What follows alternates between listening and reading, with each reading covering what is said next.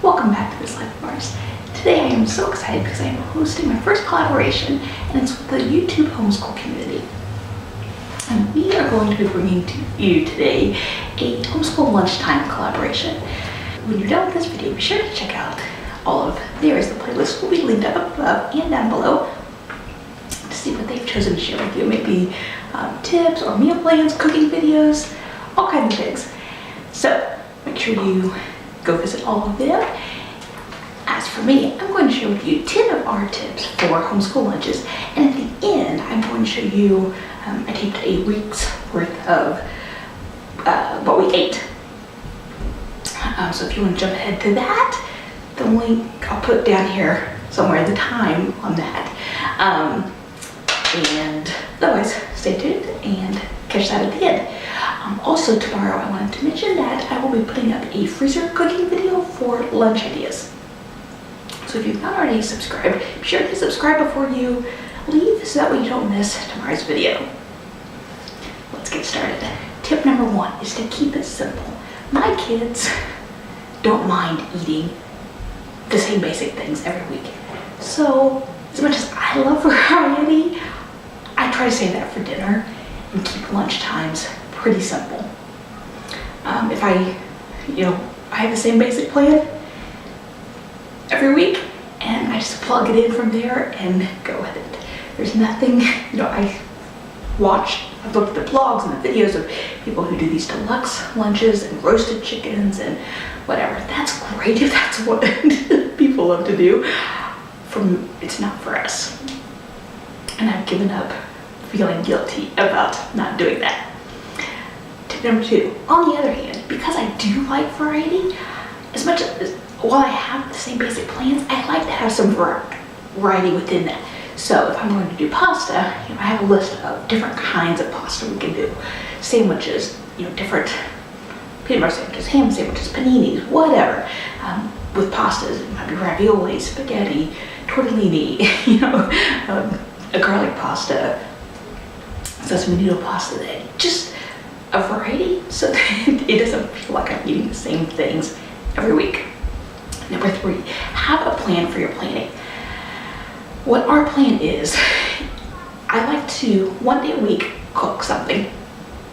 Usually that comes out of the freezer, a meal that I've already made, or it could be something like tacos, pasta, things that are really simple, but I like to try one day a week to do that. Then 1 to 2 days a week, I try to have leftovers planned from the night before, or 2 nights before, to do that. Things like Mexican meals, pastas, extra grilled chicken, those things reheat well, so I try to plan for that. That way it's not always sandwiches, but I don't have to do any cooking for it. And then any other days of the week are whatever random leftovers we have and sandwiches, or something out of the freezer like a frozen pizza or popcorn chicken, that kind of thing. But having the same basic, having a structure of what I'm aiming for makes it a little easier for planning. For me, if you have co-ops, then maybe that's a day that you always want to do sandwiches.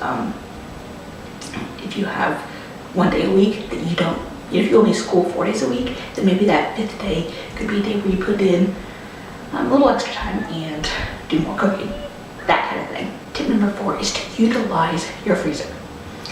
I make a lot of freezer foods for dinner, and so I try to always have stuff in the freezer for lunches as well.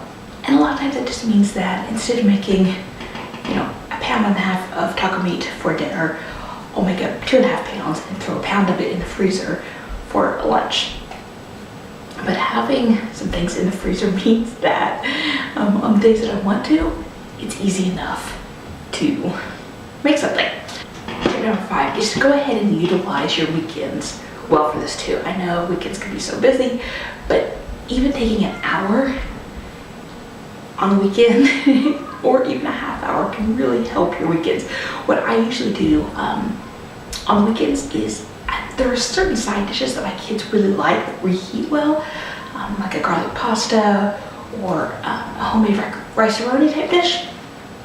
So on the weekends, I like to make up a batch so that I have it for the week to serve with whatever to have.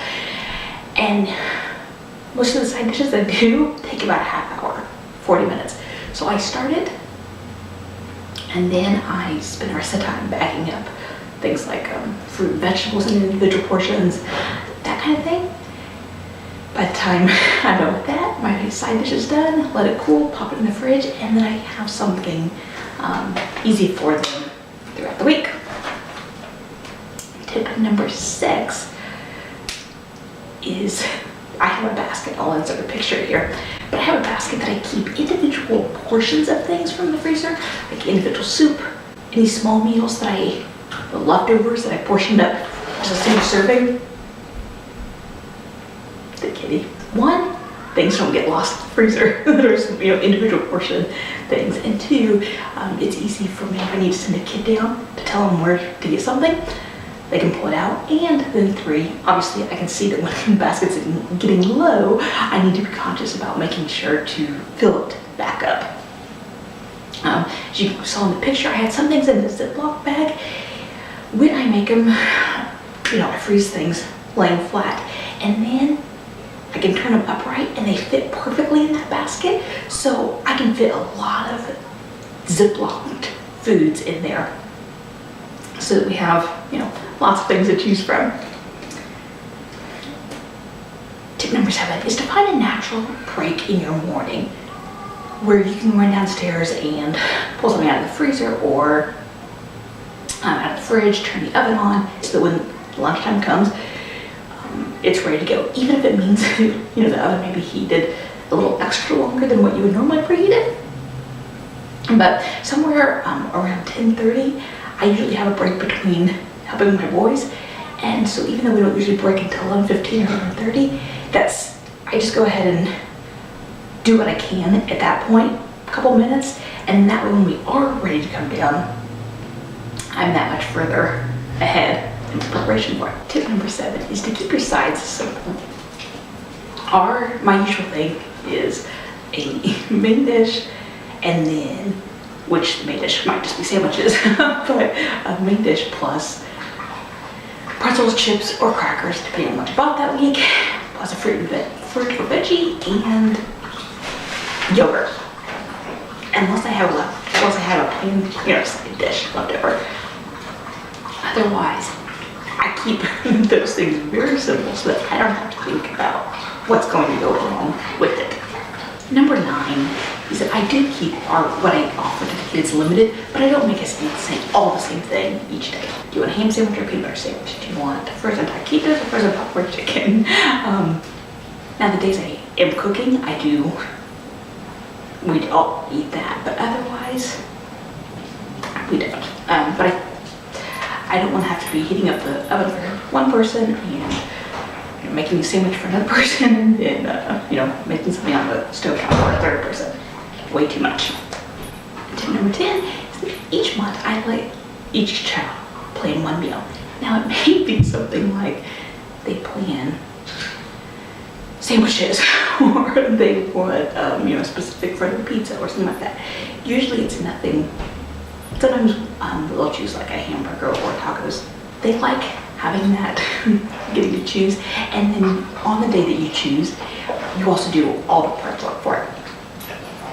I don't usually do all the cooking for the meals or for lunches. The kids will help and make their own sandwiches and that kind of thing. On the day that your meal is up, you are responsible for helping to make it, and then serving and helping to do all the cleanup.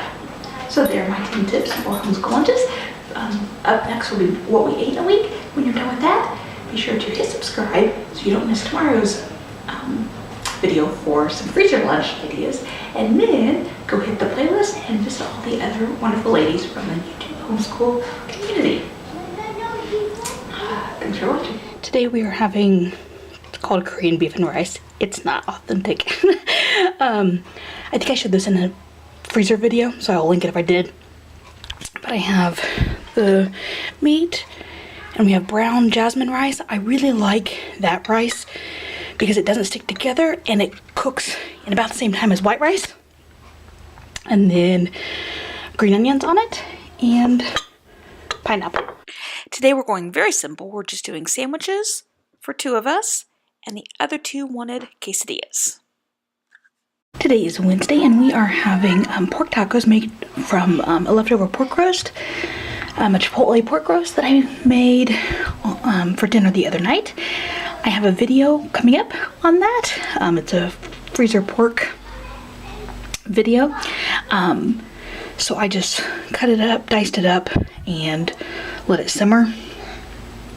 And then I have lettuce, and then some of the, it doesn't look appetizing, but it's the drippings from the pan, the sauce that goes on it. So I have that, and then I reheated up smashed potatoes from dinner 2 nights ago for us, and then I put a little bit of the chipotle sauce on it with some green onions, and then I ate my carrots while I was cooking. So that is our lunch for Wednesday. Today's lunch is an on-the-go lunch. We have piano until 1, and then we have a few errands. So I have a ham sandwich for 1, carrots and Triscuit minis, and then ham, peaches, Triscuits, peanut butter, apple slices, chips. I am taking peanut butter with pretzels to dip in the peanut butter and apple slices to dip in it. This I love because it fits inside my cup holder, so it makes for an easy, makes for a convenient meal when I'm out driving. And today we're having frozen ravioli, the Rossetti brand, and some breadsticks that came out of the freezer. They're a kind of a Pizza Hut style breadstick. I have this recipe on my Plan to Eat. I will link that below. They're really easy. They freeze really well, so I like to do that. Freeze a big batch, and makes for a quick side dish for lunch. And along with, they already have apple slices and banana slices in there with them as well.